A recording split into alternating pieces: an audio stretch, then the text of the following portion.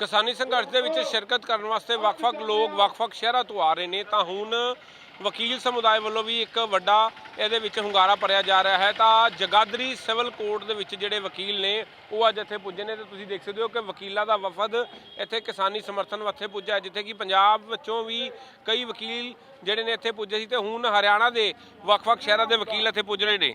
ਤਾਂ ਇਸ ਵਫਦ ਨਾਲ ਅਸੀਂ ਗੱਲਬਾਤ ਕਰਾਂਗੇ। सर, आपका नाम क्या और क्या कहना चाहेंगे? मेरा नाम जोगिंदर सिंह है। मैं डिस्ट्रिक्ट बार एसोसिएशन जगाधरी के हम सब मेंबर हैं और मैं बार एसोसिएशन का अध्यक्ष रह चुका हूं पहले। सर, एक मेरा सवाल है, जी। कानून की नज़र में क्या ये बिल रद्द हो सकते हैं? देखिए, ये बिल संसद ने पास किए हैं और उसको चैलेंज करने के लिए सुप्रीम कोर्ट में गए हैं, डाले हैं। अभी देखते हैं, क्योंकि इसके बारे में हम पहले कुछ नहीं कह सकते, कोर्ट क्या व्यू लेता है। पर जिस तरीके से ये संसद में पास हुआ उसको देखते हुए लगता है कि ये रद्द हो जाएगा। सुप्रीम कोर्ट के पास ही पावर है। जी, सुप्रीम कोर्ट के पास ये पावर है, क्योंकि सुप्रीम कोर्ट ने ये देखना है कि क्या ये बिल मेंबर्स ने अपनी इच्छा से पास किया है या जल्दबाजी में सरकार ने पास कराया है। अगर ये बिल सुप्रीम कोर्ट का कोई आदेश आता है जी। तो आप मानते हैं कि सरकार को कोई जुर्माना भी लग सकता है इसके ऊपर? इस तरह का कोई प्रावधान है? देखिए, जुर्माना लगने का जहाँ तक प्रावधान है कि सुप्रीम कोर्ट को तो कोई भी जजमेंट जब आएगा उसके बाद ही उसके बारे में कुछ कह सकते हैं। बाकी सुप्रीम कोर्ट मालिक है, वो जैसे मर्जी चाहे तो कानून के अनुसार ही वो कोई फैसला लेगी। तो आप यहाँ पर आए हैं क्या, किस मकसद से यहाँ पर पहुँचे? हम सब जो है ना, किसानों को सबसे पहले तो मैं आपके पंजाब केसरी के माध्यम से आज किसान दिवस पे सभी किसान भाइयों को या पूरे देशवासियों को हार्दिक बधाई देता हूं और ये कामना करता हूं कि सरकार को जल्द से जल्द ये समझ में आ जाए कि वो इन कानूनों को वापस ले। जब किसान नहीं चाहता कि इसके बारे में हमें ये कानून हमारे ऊपर थोपा जाए तो सरकार वापस ले ले। सरकार ये कहती है कि हम 17 बिंदुओं पे सहमत हैं, बाकी 3 बिंदु रह जाते हैं, तो क्या दिक्कत है, सरकार वापस ले ले। इसमें सरकार का कहाँ पे बेइज्जती हो रही है? देखिए, लोकतंत्र में क्या है, लोकतंत्र क्या है, लोगों के द्वारा, लोगों के लिए, लोगों द्वारा चुनी गई सरकार होती है, यही तो लोकतंत्र है। अब लोग इसको पसंद नहीं करते, पूरे हिंदुस्तान का किसान आज के डेट के अंदर इस बिल के विरोध में खड़ा है।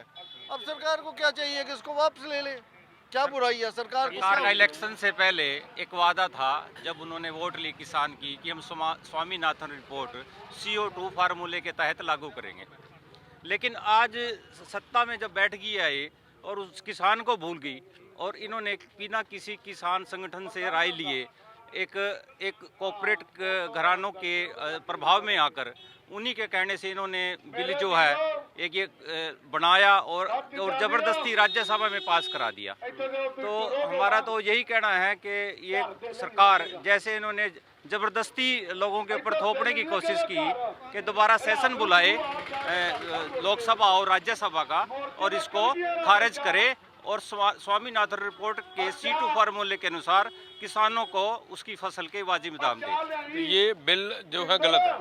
हाँ जी, बिल गलत है। ये बिल्कुल तीनों काले कानून हैं, ये डेथ वारंट है किसान का। एक भी लाइन इसमें जिम्मेदार के फेवर की नहीं है, एक भी बात इसमें किसान के सारे बिल है, कोई भी लाइन सिंगल लाइन, ये मोदी जी कहते हैं सिंगल लाइन इसमें ये दिखाई दे कि भाई ये जिम्मेदार के फेवर की है।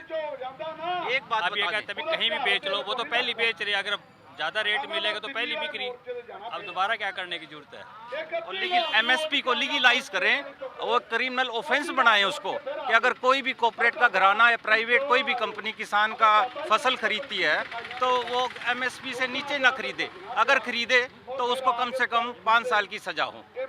पर लेकिन किसान भी कहते हैं कि हम बिल रद्द करवा के रहेंगे, अमेंडमेंट के लिए वो भी तैयार नहीं है। नहीं, अमेंडमेंट के लिए इसकी फाउंडेशन जो है इसकी बिल की वो बिल्कुल किसान विरोधी है, उसमें किसान के हक की एक भी बात नहीं लिखी गई, तो उसमें अमेंडमेंट करने से क्या फायदा? जब कोई सब्जी खराब हो जाती है तो उसमें नमक मिर्च ज्यादा हो जाता है, क्या उसको खा सकता है कोई? तो उसको तो फेंकना ही पड़ता है। तो ये एक खराब सब्जी की तरह है कि किसी को खिलाने की, किसानों को खिलाने की कोशिश कर रहे हैं और जो किसानों को बीमार करेगी, उनकी आने वाली नस्लों को बर्बाद करेगी। ये तीनों बिल ये रद्द होने चाहिए, बिल्कुल ही किसानों के खिलाफ हैं ये। तो आप बार की तरफ से समर्थन देते हैं? हाँ जी, बार की तरफ से, जगाधरी बार एसोसिएशन की तरफ से हम समर्थन देते हैं। हम आज जो किसान दिवस के ऊपर हम जो यहाँ आए हैं, हम अपने जो किसान भाइयों, जिन 20 किसानों ने यहाँ अपनी शहीद हुए हैं इस आंदोलन के दौरान, उनको श्रद्धांजलि देते हैं और भगवान से प्रार्थना करते हैं कि भगवान उनको अपने चरणों में स्थान दे। हम अमेंडमेंट के बारे में ये कहना चाहते हैं कि भी अगर इस बिल में अमेंडमेंट की जाती है तो इसमें इतनी कंट्राडिक्शन पैदा हो जाएगी, क्योंकि इससे पहले भी कई केसों में सुप्रीम कोर्ट ये कह चुकी है कि भी ज़्यादा अमेंडमेंट करने से किसी चीज़ में उसका जो मेन मकसद होता है वो खत्म हो जाता है। इसलिए इसमें अमेंडमेंट करने की बजाय सरकार ने ये वापस लेकर के किसानों के साथ बैठ करके उनकी सहमति से मानते हुए दोबारा से बिल लगा सर, करके। एक मेरा और सवाल है कि अगर अमेंडमेंट होती है तो ये कानून में प्रावधान है कि उसको दोबारा पिछले को लागू किया जा सकता है? दोबारा मैं समझ नहीं पाया। जैसे अगर कोई अमेंडमेंट हो जाती है, अगर किसी जगह पर सहमति बन जाती है, लेकिन सरकार उस अमेंडमेंट को रद्द भी कर सकती है, सरकार के पास पावर है। सरकार के पास पावर है, वो अध्यादेश के दोबारा उस अमेंडमेंट को रद्द कर सकती है और फिर सेशन में उसको दोबारा पास कर सकती है। तो एक किसान आंदोलन को झूठ बोल के बहकावे लाकर कमजोर करने की कोशिश कर रही है। जब वो अमेंडमेंट कर देगी उस कानून में, जो ये कानून बनाया है, अमेंडमेंट के बाद उसका बेस स्ट्रक्चर ही खत्म हो जाएगा, तो उस अमेंडमेंट का क्या फायदा रहेगा? तो ये हमारा सवाल है और ये गुजारिश भी है सरकार से कि वो लोगों को बहकाए मत, किसानों को लड़ाए मत। सारा देश का किसान, चाहे वो किसी भी जात धर्म का है, वो किसान है और उसको उसका हक मिलना चाहिए, उसका फसल है, उसका वाजिब दाम मिलना चाहिए ताकि उसकी सारी समस्याएं खत्म हो। तो ਇਹ ਸੀ ਹਰਿਆਣਾ ਦੇ ਵਕੀਲ ਜਿਹੜੇ ਅੱਜ ਇੱਥੇ ਪੁੱਜੇ ਨੇ ਤੇ ਉਹਨਾਂ ਨੇ ਆਖਿਆ ਹੈ ਕਿ ਉਹ ਅੱਜ ਕਿਸਾਨਾਂ ਦਾ ਸਮਰਥਨ ਕਰਨ ਵਾਸਤੇ ਪੁੱਜੇ ਨੇ ਤੇ ਇਹ ਬਿੱਲ ਵਾਪਸ ਹੋਣੇ ਚਾਹੀਦੇ ਨੇ, ਕਿਉਂਕਿ ਅਮੈਂਡਮੈਂਟ ਦੇ ਨਾਲ ਰਸਤਾ ਸਾਫ਼ ਨਹੀਂ ਹੁੰਦਾ।